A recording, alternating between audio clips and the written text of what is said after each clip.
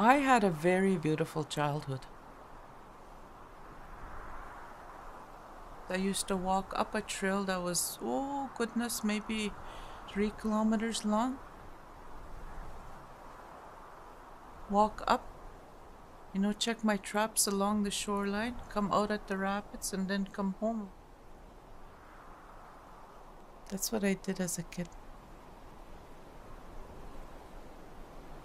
We were safe out there. We're not safe here in town, but we're safe out there in the bush.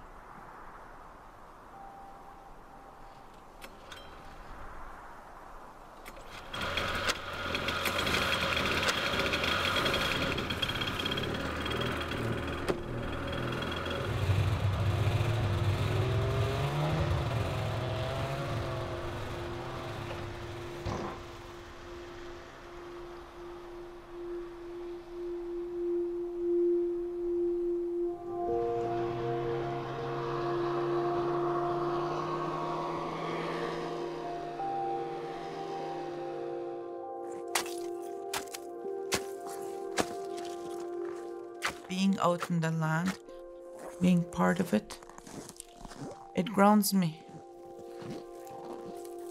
It resets me,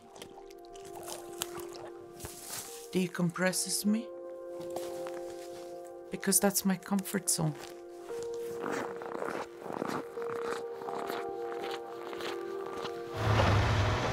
Because the Ojibwe people were traditionally hunters and gatherers. And within a very short amount of time, I'm talking within the past 100 years, our lifestyle has completely changed. But that doesn't mean your genetics can change that fast. My grandfather, for example, he passed away in 1983, and he was 109 years old. And that's from working and being on the land all his life. My mother right now is going to be 90 this year. She's good.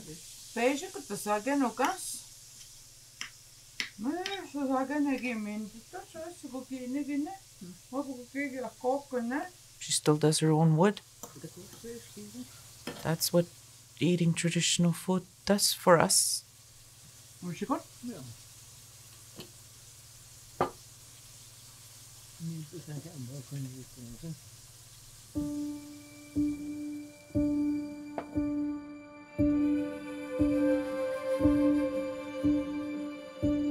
But back in 1988, there were 5 protesters. They stopped eating because of the horrible health conditions in northwestern Ontario at the time. So all the leadership in this area, the federal government, the provincial government, the municipality of Sioux, and then the First Nations people, they moved to make changes until they finally established the Sioux Meno Health Center. And then our Meacham program. The word Meacham is an Ojibwe word. It means food. The program was developed so we can serve uninspected wild meat and game to patients who want a Meacham meal.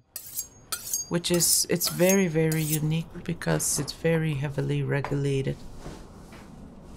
When the program started, a bunch of kokums, grandmothers, from the northern communities were brought down, and they developed this kokums cookbook. There's no preservatives, there's no additives, sugar, or anything like that that's harmful to us.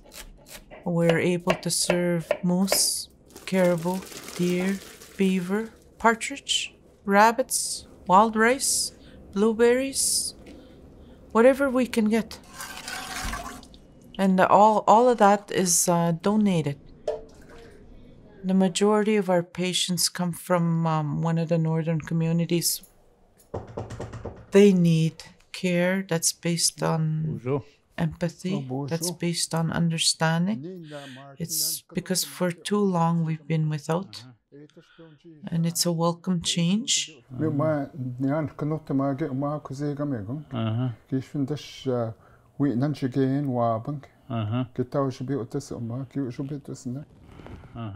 And you know, when you look at holistic care, so if you're sick physically, you're sick spiritually as well.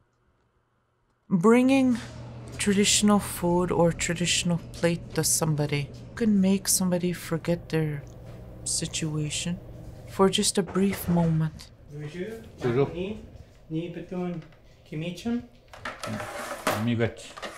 And a lot of people in this world, they eat to make themselves happy. Well, in this case, they're eating something that's culturally normal for them. It makes them happy.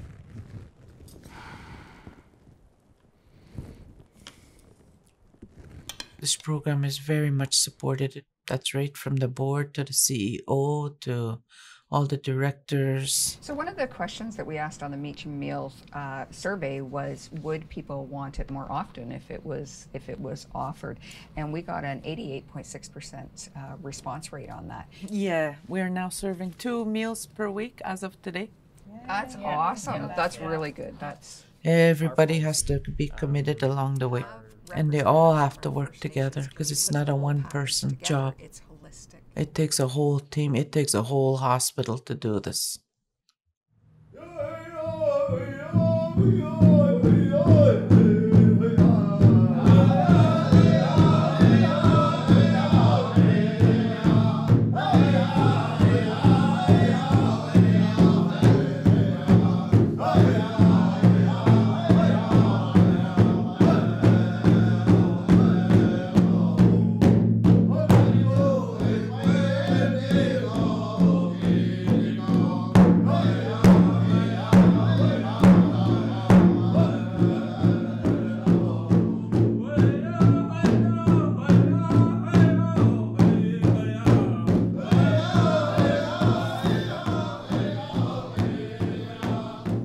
People have to not just say that they want to do reconciliation, whatever that might mean, right? They actually have to do it.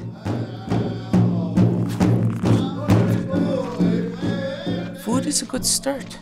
And the reason being is everybody eats food. And through food is culture.